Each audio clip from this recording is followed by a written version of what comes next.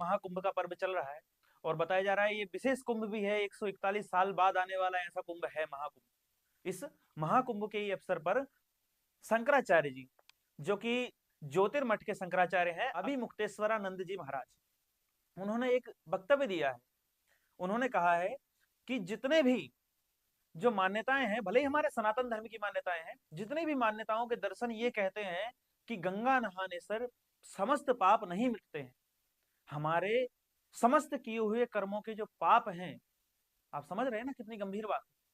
पाप कर्म, जिन पापों को देखकर, जिन पाप पुण्य को देखकर व्यक्ति अपने जीवन को संयमित तरीके से जीता है, इस महाकुंभ के समय पर वहां पर स्नान करने से मनुष्य के किए हुए समस्त कर्मों के पाप कट जाते हैं। ऐसा मानने वाले व्यक्ति जो हैं, केवल वही प्रयागराज के संगम में स्नान करने आए या प्रयागराज के मेले में सहभागिता लें, अन्यथा कोई ना आए, ऐसा उन्होंने कहा है।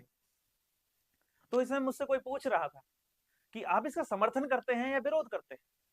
तो मैंने कहा विरोध करने के लायक, देखिए शंकराचार्य हैं, एक अलग ही लेवल है उनका, क्योंकि आदिगुरु शंकराचार्य जो कि इतने महान साक्षात भगवान के रूप में स्वीकार किया जाता है आदिगुरु शंकराचार्य जी को।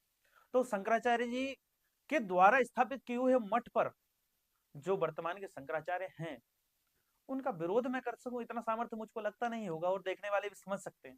परंतु हाँ, समर्थन नहीं करूंगा मैं इसका, क्योंकि समर्थन करने योग्य जो है उनका ये कृत्य नहीं है। जो उन्होंने कही ना बात, आप सुन सकते हैं, शायद वीडियो क्लिप पड़ी होगी।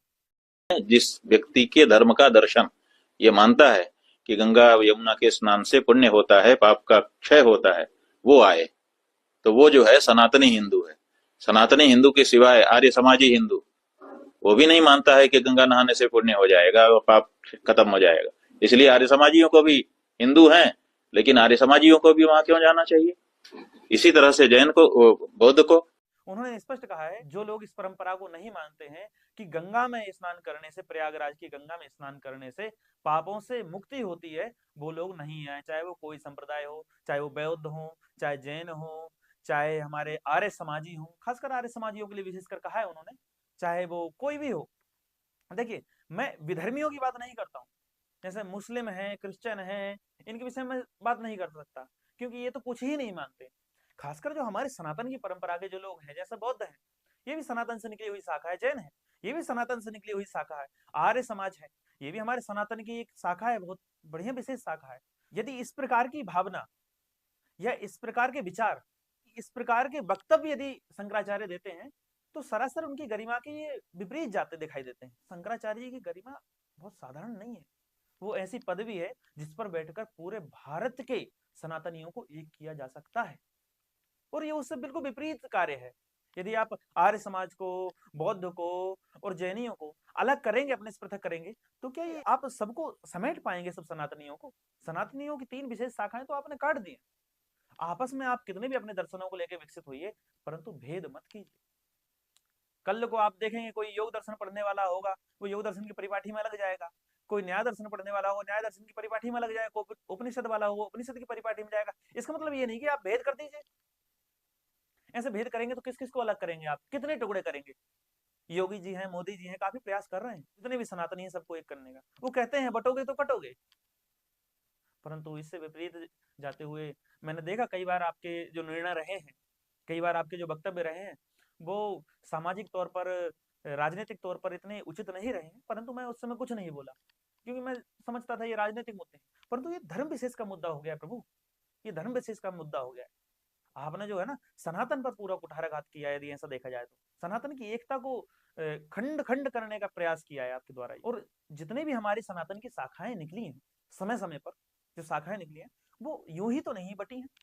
कभी जब बौद्ध हुए, हिंसा अधिक थी तो बौद्ध हुए, जिसने शांति की ध्वजा फहराई पूरे में। कभी जैन हुए, त्याग तपस्या कम हुई थी, त्याग तपस्या के प्रतीक जैन हुए थे एक समय में। जब क्रांति की कमी हो गई थी, उस समय आर्य समाज उत्पन्न हुआ था, आप सब जानते होंगे। महर्षि दयानंद के अधिकांश अनुयायी थे, वो सब क्रांतिकारी थे। और आज ही वर्तमान में देख लीजिए, मैं तो ऐसे ऐसे गांव देखता हूँ जहां पर महर्षि दयानंद का एक अनुयायी पूरे पाखंड से लड़ता है अकेला। इतनी हिम्मत कहां से आती? महर्षि दयानंद से, आर्य समाज से। आर्य समाज में मानता हूँ, आर्य समाज में कुछ गलतियां हो सकती हैं, जैन में कोई गलतियां हो सकती हैं, बौद्ध में कुछ गलतियां हो सकती हैं, पुराणिकों में कोई गलतियां हो सकती हैं, परंतु इसका मतलब ये नहीं कि आप आपस में लड़ो। यदि हम इन बातों पर प्रयास करेंगे, इन बातों पर ध्यान से चिंतन करेंगे ना, तो संयमित रह पाएंगे, हम मिलजुल कर रह पाएंगे, एक होकर रह पाएंगे। और मैं स्वामी रामानंद, मैं आर्य समाज की ओर से नहीं बोल रहा हूँ, और ना ही बुद्ध समाज की ओर से बोल रहा हूँ, ना ही जैन समाज की ओर से बोल रहा हूँ, मैं अपनी तरफ से बोल रहा हूँ। क्योंकि किसी ने मुझसे पूछा, इसलिए। नहीं, मैं इन विषयों में ज्यादा इन्वॉल्व होता नहीं हूँ, बहुत कम रहता हूँ, मैं काफी दूर रहता हूँ। तो मेरा केवल इतना ही कहना है, शंकराचार्य जी का मैं विरोध कर सकूं, मैं अभी इतना योग्य तो नहीं हूं, परंतु हाँ, शंकराचार्य जी का ये जो विचार है, ये जो वक्तव्य है, उसका मैं घोर विरोध करता हूँ, घोर निंदा करता हूँ, और आगे भी करता रहूंगा, चाहे वो कोई भी हो।